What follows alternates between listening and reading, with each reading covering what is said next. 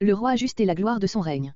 Dans cette prière, destinée sans doute à être adressée à Dieu par le peuple, en faveur de ses rois, nous voyons se dessiner devant nous l'image du roi idéal, tel qu'Israël pouvait l'attendre, ensuite des promesses faites à David, de Samuel 7.1. C'est un roi juste, versets 1 à 4, dont l'influence sera éternellement bénie, versets 5 à 7, dont l'empire sera universel, versets 8 à 11. Il ne devra son autorité qu'à la bienveillance et à la miséricorde qu'il témoignera aux malheureux, versets 12 à 15. Aussi les vues de prospérité que son peuple forme pour lui dépassent-ils tout ce que l'on n'a jamais pu souhaiter au meilleur des bienfaiteurs, versets entre 16 et 17. On a cru devoir jadis, à cause de la note du verset 20, attribuer le psaume à David, priant pour Salomon. Mais nous ne trouvons ici ni les images vives et nombreuses familières à David, ni les élans ardents de ses prières, ni ses appels répétés au Dieu d'Israël. Le nom de Dieu n'est prononcé qu'une fois, verset 1, et l'allure tranquille et majestueuse de ce beau psaume rappelle plutôt la nature calme et réfléchie de Salomon. Si l'on voit en ce dernier l'auteur de cette prière, il faut admettre qu'il l'a composée à l'usage de son peuple, au moment où les débuts de son règne éveillaient de grandes espérances. Et il est certain que le caractère du psaume convient à un tel règne. Tandis que les grands psaumes de David, 110, 18, 68-2, parlent de lutte et de victoire sur les puissances ennemies, l'idéal de Salomon est un règne de paix, la vertu à laquelle il aspire est moins la valeur guerrière que la justice, qui protège l'innocent et relève l'opprimé, un roi 3.9, d'Aurélie. Mais quelle distance pourtant entre Salomon et le roi de notre psaume. Aussi est-ce avec raison, dit encore d'Aurélie, qu'après le déclin rapide de sa gloire, ce psaume a été envisagé comme une prophétie relative à un lointain avenir.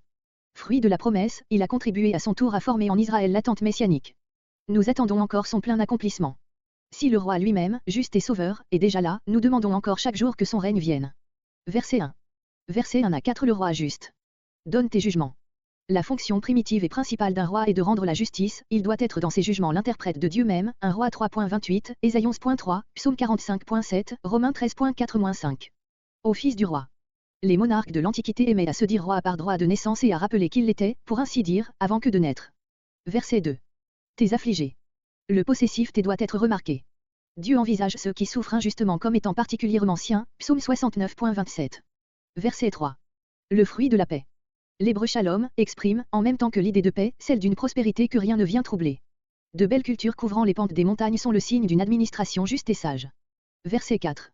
Les enfants du pauvre, voués, semble-t-il, par leur naissance à une misère sans remède. Verset 5. Verset 5 à cette influence éternellement bénie de ce roi. Que l'on te craigne. Si le pronom te se rapporte à Dieu, ce passage signifie que la justice, fidèlement rendue, fera régner dans le peuple la crainte de Dieu, et cela, non d'une manière passagère, mais à toujours. C'est ainsi que l'entendent, entre autres interprètes, Calvin et Delitzsch. Mais, comme tous les versets qui précèdent et qui suivent celui-ci parlent du roi, il semble plus naturel d'envisager aussi ce vu comme le concernant. Dans ce cas, ce trait, véritablement messianique, accentue le caractère prophétique du psaume entier. Verset 6. Qu'il soit comme la pluie. L'image de campagne fertile, verset 3, est toujours devant les vœux du psalmiste, la bénédiction qu'attire sur le pays un roi juste est comparé à la pluie qui fait repousser l'herbe après qu'on l'a fauchée. David, dans le tableau qu'il fait, avant de mourir, d'un règne juste, emploie des images analogues, de Samuel 23.4. Verset 7. La paix, toujours avec l'idée de prospérité. Comparé, verset 3. Verset 8. Verset 8 à 11 Empire universel. Jusqu'aux extrémités de la terre. Comparé, Psaume 2.8, Psaume 22.28. À l'idée de la permanence d'un règne de justice s'ajoute celle d'une étendue illimitée accordée à ce royaume. D'une mer, la Méditerranée, la pensée du psalmiste se porte jusqu'à l'autre mer lointaine, qu'il se représente là où il n'y a plus de terre, et, d'autre part, du fleuve, l'Euphrate, elle va jusqu'à l'extrême occident. Verset 9. Les habitants du désert, les peuples nomades, à droite et à gauche du golfe d'Arabie, choisis à dessein pour représenter les hommes les plus sauvages et les plus indomptables. Lèche la poussière, posture humiliante de suppliant. Verset 10.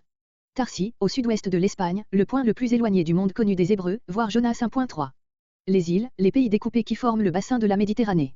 Sheba, dans l'Arabie heureuse, contrée riche en or, dont la reine vint visiter Salomon, un roi 10.1. Seba, en Éthiopie. Voir Ésaïe 43.3. Verset 12. Verset 12 à 15 Le roi miséricordieux. Le secret d'un développement inouï de ce règne, c'est qu'il sera celui de la bonté et de la pitié, bien différent en cela des empires de la terre, dans lesquels les pauvres et les petits ne comptent pas. Verset 13. Il aura pitié, hébreu, il ressentira profondément avec. Comparez le terme souvent appliqué par les évangélistes à Jésus, il fut ému de compassion, terme qui, dans le grec, désigne une vive douleur intérieure. Verset 15. Et il vivra. C'est, pensons-nous, du pauvre qu'il s'agit, grâce à son roi, il vivra. Il lui donnera. Est-ce le pauvre relevé qui apporte au roi des présents? Est-ce le roi qui enrichit le malheureux? Cette seconde alternative est la plus probable, car comment le pauvre pourrait-il apporter de l'or? Le roi, non content de faire droit aux misérables, le met en état de vivre hors de peine. Il s'attire ainsi les bénédictions de son peuple. Verset 16. Verset 16 à 17 bénédictions promises à un tel règne. Le psalmiste lui-même formule les prières dont il vient de parler, verset 15. Comme les cèdres du Liban. La vue de ces innombrables épis se courbant sous le vent produira la même impression que celle des forêts du Liban. Comme l'herbe, image de fraîcheur, de beauté et d'abondance. Verset 17. Que l'on se bénisse en lui, allusion à la promesse faite à Abraham, Genèse 22.18. Ce roi idéal sera au plus haut degré ce que Dieu avait en vue, en promettant aux patriarches une postérité tellement bénie, que toutes les nations désireraient avoir part à son bonheur. Verset 18. Versets entre 18 et 19. Ces paroles de louange, tout à fait indépendantes du psaume, sont de la main des scribes qui ont divisé notre recueil en 5 livres, voire introduction. Elles forment la clôture du 2e livre. Cette doxologie est plus développée que celle qui termine le 1er livre, psaume 41.14. Le verset 19 est comme un écho du psaume qui précède. Verset 20. Cette annotation, distincte à la fois du psaume et de la doxologie, doit avoir formé la clôture d'un ancien recueil renfermant principalement les prières de David. Des rédacteurs postérieurs ont sans doute remanié ce recueil, en y introduisant des cantiques de date plus récente, 47, 48, 66, 67, 69, etc. Ils ont laissé subsister cette annotation primitive, qui reste vraie, en ce sens que nous avons apparemment dans nos 2 premiers livres, le noyau principal d'un recueil de cantiques formé peu après l'époque de David. Si, comme nous l'avons reconnu possible, ce psaume 72 est de Salomon, on pourrait supposer avec de Litzsch que ce roi a lui-même pris soin de recueillir les prières de son père, il aurait ajouté, comme clôture du livre, ce cantique, où lui-même exposait, sous forme de prière, la vision grandiose de la royauté idéale, telle qu'il l'entrevoyait.